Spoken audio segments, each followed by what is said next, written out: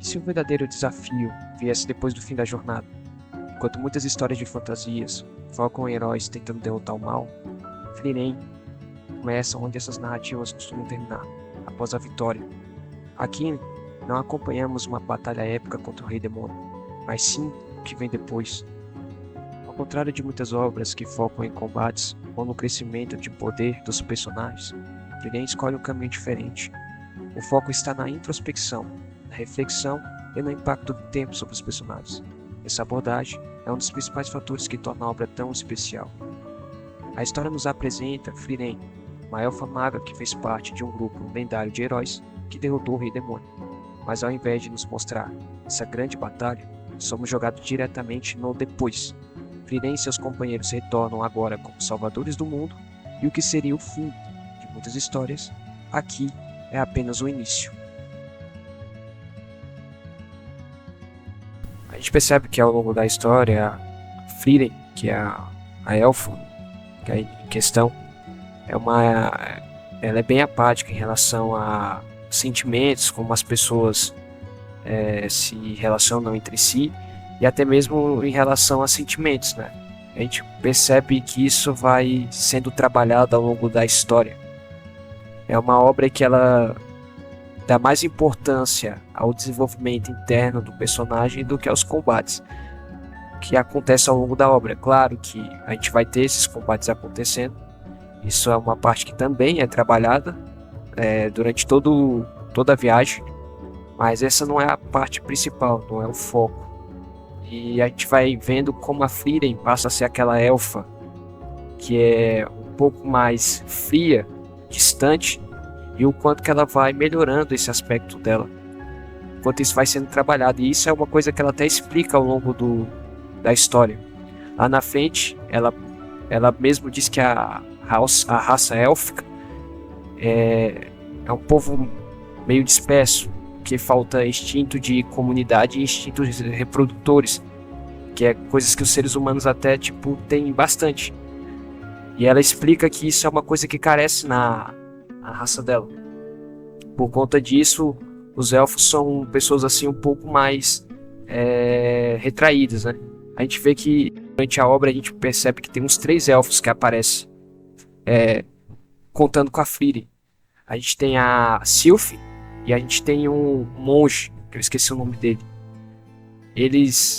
A gente percebe que o povo elfo são um povo que não costumam muito se relacionar entre si, eles não são tão próximos. Por conta disso, a população élfica que tem no mundo de Frieren é extremamente pequena, né? Isso que é explicado lá em alguns capítulos à frente no mangá, e no anime também isso ocorre, né? Uma coisa importante que eu acho legal de se lembrar é ali mesmo no começo da história a gente já percebe uma mudança no comportamento da Frieren, porque ela mesma fala que ela não se preocupava tanto em conhecer as pessoas. Ela passou tanto tempo com o grupo do herói, mas ela não procurou saber mais sobre seus amigos, saber sobre aquilo que eles gostavam e aquilo que eles desgostavam. E muitas vezes quando ela sabia de alguma coisa que agradava a algum deles no grupo, ela dava a mínima, entendeu? Porque na cabeça dela ela não pensou que um dia eles iriam partir, porque a Frieren é uma elfa, né? E a longevidade dos elfos é muito maior do que as dos humanos, entendeu? Os elfos podem viver 100, 200, 300 anos aí, uma boa, perfeitamente. Agora os seres humanos vivem 100 anos com muita dificuldade. Então ela não se ateu a esse tipo de detalhe, e ela acaba percebendo depois que ela não procurou se interessar sobre as pessoas que ela conviveu por muito tempo, né? E ela passa a mudar esse tipo de comportamento dela e passa a ver o mundo de uma maneira diferente, a priorizar mais as pessoas. E o mais interessante é que a gente percebe que ela refaz toda a trilha que ela fez com o grupo do herói, e até mesmo pessoas que ela conheceu lá atrás, que muitas delas, por exemplo, você vê um garotinho lá, uma criança, na época que ela encontrou com que ela fez essa viagem com grupo dos heróis, agora essa criança está crescida, ou até mesmo ela virou um idoso, entendeu? O mais interessante é perceber o passar do tempo, quanto o tempo passa e quanto isso vai cobrando as pessoas, né? E isso é o que a gente vai percebendo no Frieren. A gente tem que valorizar os pequenos momentos, as pequenas coisas, porque isso não volta mais. A gente não sabe se amanhã a gente vai ter essas pessoas do nosso lado. A gente não sabe nem se a gente vai estar vivo, né? Então é interessante esse ponto de vista que a obra tenta nos passar. O que torna Frieren verdadeiramente único é sua atenção aos conflitos internos de seus personagens. Ao longo da história, em vez de batalhas constantes, power-ups, vemos como cada um dos seus personagens lida com o impacto da passagem do tempo e com suas próprias mudanças pessoais. Frieren, por exemplo, sempre teve uma visão apática e pragmática da vida humana, em parte por sua longa expectativa de vida como elfo. Ela via seus companheiros humanos de maneira racional, sem perceber o quanto a brevidade de suas vidas influenciavam suas decisões e sentimentos. Esse comportamento não era por maldade, mas sim por falta de entendimento e sensibilidade. No entanto, à medida que seus companheiros começam a morrer devido a causas naturais, Frieren passa a perceber a verdadeira brevidade da vida humana. Isso a afeta profundamente, e ela começa a ver o valor nas pequenas coisas, como memórias, gestos simples e nas interações com outras pessoas. Em suas viagens, ela coleciona grimórios de magia simples, que antes não tinha interesse, mas que agora vê como um tesouro, pois cada um carrega um pedaço da vida de quem o escreveu. Esse, para mim, é um dos desenvolvimentos de personagem mais significativos que já vi. Frieren se torna uma personagem mais humana, mais conectada às emoções, apesar de sua natureza semi-mortal. Uma parte que acrescenta uma camada um pouco mais obscura para a história é a parte que nos é apresentada os demônios. Em Frieren, os demônios são conhecidos por ser seres extremamente frios, calculistas, manipuladores, e seres incapazes de sentir qualquer tipo de emoção ou de empatia para os seres humanos. Só que o mais interessante desses seres é que eles têm comportamentos próprios, maneiras próprias de ver o mundo, e eles também são capazes de emular emoções humanas. E tipo, a Frieren ela era conhecida como uma maga por já ter exterminado um bocado de demônios. E ela sempre enfatiza que demônios não são seres capazes de ter emoções, eles não sentem nada. E sempre que eles vão para algum lugar, matar uma pessoa, para eles, é como respirar. Então eles devastam aldeias, até mesmo isso aconteceu na aldeia da Frieren, né? Quem acha a Frieren é a mestra dela, eu esqueci o nome dela, que é uma bela mulher até por sinal. Quem acha a Frieren é essa mestra dela, né? E ela própria fala que os demônios são incapazes de sentir alguma coisa. Se tem alguma coisa que os demônios valorizam é o próprio poder mágico. Isso em Frieren é como uma prova de status. É como se você fosse um cara mais rico aqui desse mundo aqui que a gente vive, que é o mundo mais influenciado pelo bens, pelo capital, por aquilo que você consegue produzir, pelo valor social que você consegue produzir. Em Frieren não. Em Frieren o valor social seu depende do seu poder mágico. Se você tem uma grande quantidade de poder mágico, você tem ali um alto status. E isso para os demônios é algo extremamente relevante. É pelo seu poder mágico que você vai ser, de certa forma, avaliado ali, né? O seu ranking. Para finalizar, eu quero enfatizar, né, que o foco da obra de Frieren não é necessariamente o power scaling ou como é que funciona o mundo. Claro que isso é abordado, isso é bastante explorado. Só que o que é mais enfatizado dentro da obra é as interações, é a maneira como cada personagem vê o mundo, é a maneira como cada personagem interage com ele, né? A gente tem um foco sobre como cada um costuma ver até mesmo a magia. Se a gente vamos ter, por exemplo, se pegarmos a Frieren a Frieren, ela vê valor até mesmo nas magias mais simples. Tanto que você vê que a cada vez que ela ajuda as pessoas, ela cobra um grimório. Independentemente se dentro daquele grimório você vai ter uma magia ou muito forte, muito útil, muito versátil.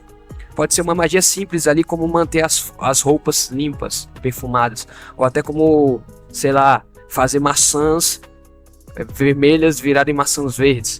Isso para ela não importa. O que importa é que cada magia ela tem um papel importante. Já a mestra dela, que é a Sylph, que é conhecida como um grimório vivo, vê diferente. A Sylph ela prioriza mais o poder da magia, o poder ofensivo da magia, o quanto aquela magia é útil em batalha. Magias focadas em combates. E a gente tem essa dualidade, a gente tem essa maneira como cada personagem ele interage com a magia. Por exemplo, a gente tem a Frieren. A Frieren, como a gente vê que a magia para ela é algo importante, é como viver, como respirar, para Sylph é um meio, é uma ferramenta, né? E isso é bastante interessante. A obra nos traz bastante sobre o ponto de vista individual de cada personagem. Isso é o que mais nos mantém presos a Frieren, que é mais prazeroso de apreciar durante a jornada, enquanto você começa a acompanhar a Frieren. A obra te pega por aí, tanto o anime quanto o mangá, ambos são muito excelentes, são excepcionais. Eu recomendo fortemente, se você não assistiu Frieren, ou então se você não viu o mangá, que você comece imediatamente. Se você não sabe, você está perdendo. É uma obra que você vai achar prazerosíssimo acompanhar, entendeu? À medida que avançamos na história, somos envolvidos pela vasta construção do universo de Frieren.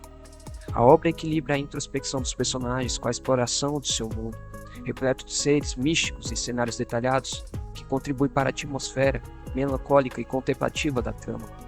Cada lugar que Frieren visita nos dá pistas sobre o passado dos personagens e sobre o impacto que suas ações tiveram no mundo.